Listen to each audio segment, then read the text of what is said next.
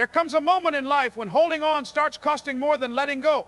Not all at once, not loudly, but slowly, quietly, internally. You feel it first as exhaustion, then as confusion, then as a strange heaviness you can't explain. You keep telling yourself you're being loyal, patient, understanding. But deep down, something feels off.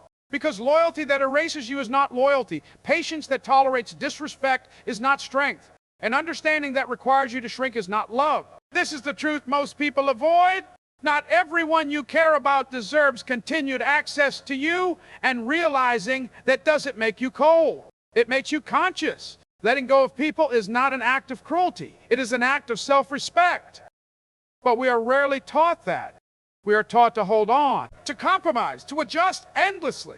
We are taught that walking away means failure, that distance means weakness, that choosing yourself is selfish. So we stay. We stay in conversations that drain us, in relationships that confuse us, in connections where respect has quietly left the room. And every day we stay, a small part of us learns a dangerous lesson, that our boundaries are flexible, that our needs are negotiable, that our worth depends on how much we can endure. This is how self-respect erodes, not through one big betrayal, but through 1,000 small tolerances.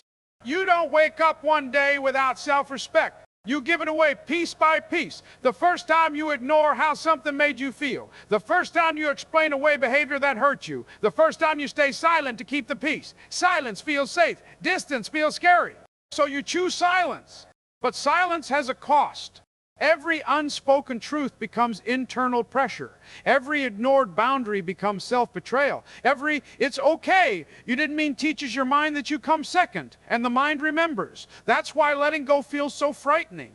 Because it forces you to confront a truth you've been postponing, that the version of you who stayed was not protecting love, they were protecting familiarity. Familiar pain feels safer than unfamiliar peace. And so we cling not to people, but to what they represent. Memories, history, the idea of who they used to be, the hope of who they might become. Hope can be beautiful, but hope without boundaries becomes a trap. You start loving potential more than reality, promises more than actions, memories more than the present moment. And slowly, the relationship stops being about connection. It becomes about endurance. How much can you take? How long can you last? How deeply can you bend without breaking? But here's the truth. No one tells you until you're ready to hear it. You were never meant to bend endlessly. You were meant to stand. Self-respect is not loud. It doesn't argue. It doesn't chase. It doesn't beg for understanding. Self-respect is quiet clarity. It knows when something no longer aligns. It knows when effort is no longer mutual. It knows when love has turned into obligation. And when self-respect speaks, it doesn't scream, it simply withdraws. That withdrawal feels like loss at first. But what you are losing is not love. You are losing disrespect, confusion, emotional debt. You are losing the version of yourself that kept explaining why you deserve better. And that loss is liberation. But before liberation comes discomfort. Letting go will challenge your identity. Because you have invested time, emotion, and energy. Walking away forces you to accept that not everything you invested in will grow with you. And that hurts, not because you are weak, but because you cared. Strength is not the absence of attachment. Strength is the willingness to release what no longer honors you. This is where self-respect is born, not in anger, not in bitterness, but in the calm decision to stop abandoning yourself. Because the moment you choose your dignity over attachment, everything begins to change. The hardest part about letting go is not the absence that follows. It is the confrontation that comes before it. Because to let go of someone, you must first admit something painful, that you stayed longer than you should have. Not because you didn't know, but because you hoped. Hope can be dangerous when it replaces self-respect. You hope they would change. You hope they would finally see you. You hope that if you gave a little more, explained a little better, waited a little longer, things would feel different. But hope without boundaries slowly turns into self-neglect. You start confusing effort with value. You start believing that love is proven by how much you can tolerate. You start measuring your worth by your endurance. And that is not love. That is conditioning. This is where many people get trapped, not by the other person, but by the story they tell themselves. I've already invested so much. They're not always like this. No one is perfect. What if I regret leaving? These thoughts sound reasonable. They sound mature. But often, they are fear wearing the mask of logic. Fear of starting over. Fear of being alone. Fear of admitting that something you believed in no longer fits who you are becoming. Letting go threatens the ego because it exposes a truth that staying was a choice. And once you accept that, you regain power. Because what was chosen can be unchosen. Self-respect begins the moment you stop romanticizing what hurts you. You stop asking, why do they treat me this way? And start asking, why do I allow it? That question changes everything. Not because it blames you, but because it gives you agency. Agency is the foundation of self-respect. When you realize that access to you is not automatic, that your presence is not guaranteed, that your energy is not endless, you stop offering yourself to situations that cannot hold you with care. Letting go is not about punishing the other person. It is about ending the punishment of yourself. Because every time you stay where you are, not valued, you send a message not to them, but to your own subconscious. You say, this is what I deserve.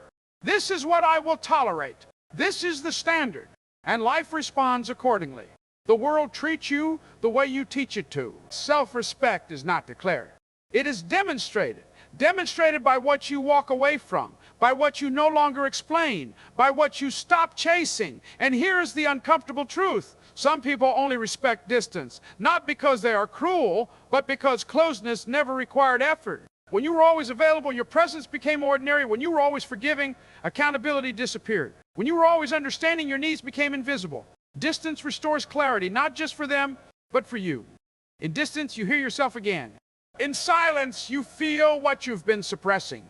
In space, your nervous system begins to relax. You realize how tense you had become, how alert, how constantly prepared to explain, justify, or defend your feelings. That constant readiness is not connection. It is survival mode.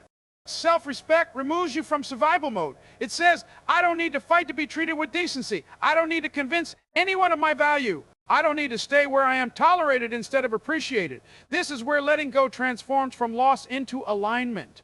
You stop trying to be chosen and start choosing yourself. And when that shift happens, something powerful begins to take shape. Not immediately, not dramatically, but quietly. Your posture changes, your voice steadies, your decisions become cleaner. You don't react as much. You don't chase clarity. You don't beg for consistency. You simply move away from what confuses you, because self-respect does not need closure. It needs congruence. It needs your actions to match your inner truth. And once they do, you begin to understand why letting go was never about losing them. It was about returning to yourself. Returning to yourself feels unfamiliar at first. Not because you've changed too much, but because you've been away for too long. When you let go of people who required you to overextend, over-explain, or over-sacrifice, there is a quiet emptiness that follows. And many mistake that emptiness for loneliness. It's not loneliness, it's space. Space where noise used to live. Space where tension once sat. Space where your nervous system was constantly bracing for impact. Peace feels strange to a mind that learned to survive chaos. So the instinct is to fill it, to reach out, to reconnect, to go back to what's familiar, even if it was painful. This is where self-respect is truly tested, because letting go is not a one-time decision. It is a discipline of not returning to what you already outgrew. A discipline of not reopening doors you closed for a reason. A discipline of trusting your clarity over your cravings. Cravings are emotional echoes. They don't mean something is right. They mean something was repeated. You don't miss the pain. You miss the pattern, the late night conversations, the emotional intensity, the sense of being needed. But being needed is not the same as being valued. And self-respect teaches you the difference. When you let go, you begin to notice how much of your identity was wrapped around someone else's presence. Their moods affected your mood. Their attention affected your confidence. Their approval influenced your decisions. That is not intimacy. That is dependency. Dependency drains power. Self-respect restores it, not by hardening you, but by grounding you. You start to feel solid again, less reactive, more centered. You no longer take everything personally. You no longer internalize someone else's inability to meet you where you are. You realize something liberating. People don't hurt you because you are unworthy. They hurt you because they are incapable of consistency, depth, or responsibility. That realization removes shame. And shame is what kept you stuck. You were never asking for too much. You were asking the wrong person. Letting go reframes the past. You stop seeing it as failure. You start seeing it as information. Information about what you need. Information about what you will no longer tolerate. Information about the standards you are finally ready to live by. Standards are not demands you place on others. They are boundaries you place on yourself. I will not stay where I feel small. I will not explain basic respect. I will not abandon myself to keep someone comfortable. Those sentences do not require confrontation. They require consistency, and consistency builds self-trust. As self-trust grows, fear loses its grip. You stop fearing being alone because you realize you were lonelier when you were unseen. You stop fearing loss because you understand that holding on to what drains you is the real loss. You stop fearing judgment because you no longer outsource your worth. Letting go teaches you a powerful truth. You cannot heal in the same environment that broke you. So you leave, not dramatically, not bitterly, not loudly. You leave internally first. You detach your expectations. You detach your emotional labor. You detach your need for validation. And when the attachment dissolves, the decision becomes easy. You don't argue with gravity. You don't debate clarity. You simply move. That movement is growth. And growth always feels like separation before it feels like expansion. People will misunderstand your distance. They will call it coldness. They will say you changed. Let them. You didn't change, you remembered who you were before you learned to tolerate less than you deserve. Self-respect does not seek approval. It seeks alignment. Alignment between what you feel, what you say, and what you do. And once those three line up, peace follows. Not excitement, not chaos, peace. The kind of peace that doesn't need to be loud to be powerful. The kind of peace that protects you. The kind of peace that makes it impossible to go back. There is a quiet confidence that forms when you no longer chase what once consumed you. It doesn't announce itself. It doesn't need witnesses. It simply settles in like something that was always meant to be there. You start to notice it in small moments. You don't rush to respond anymore.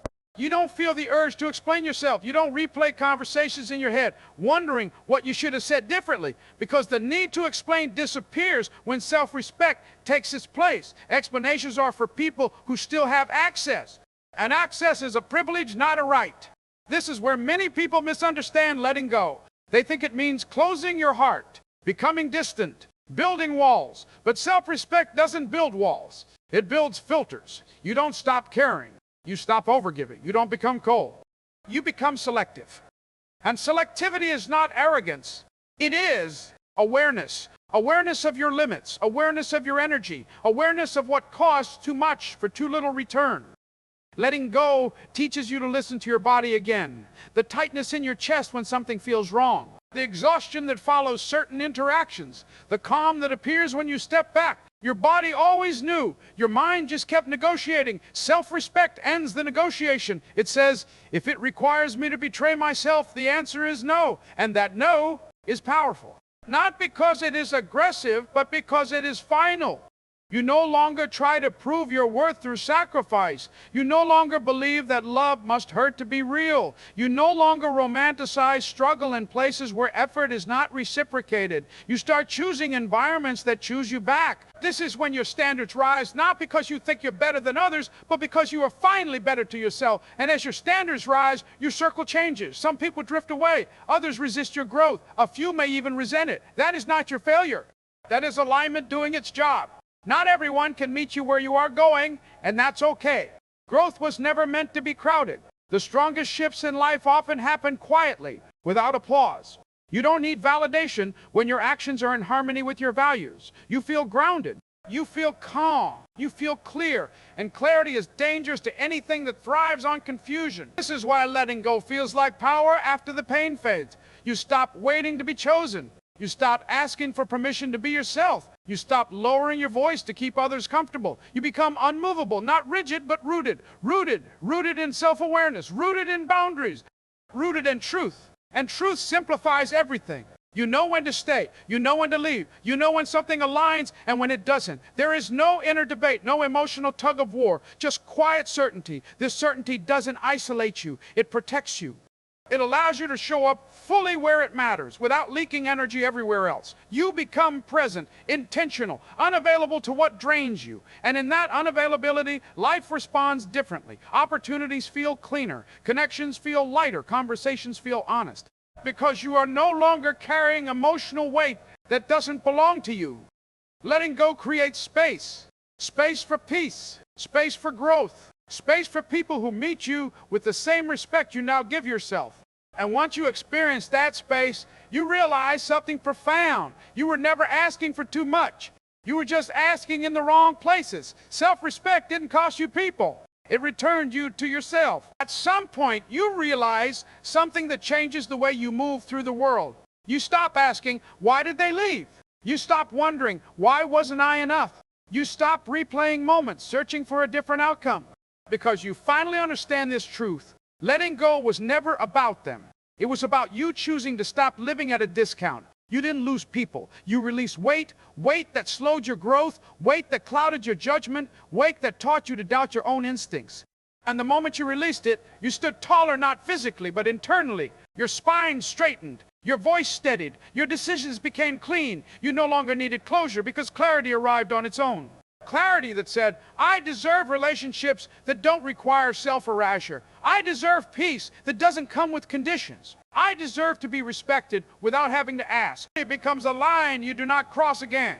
From this point forward, you move differently. You don't chase attention. You don't beg for consistency. You don't negotiate your worth.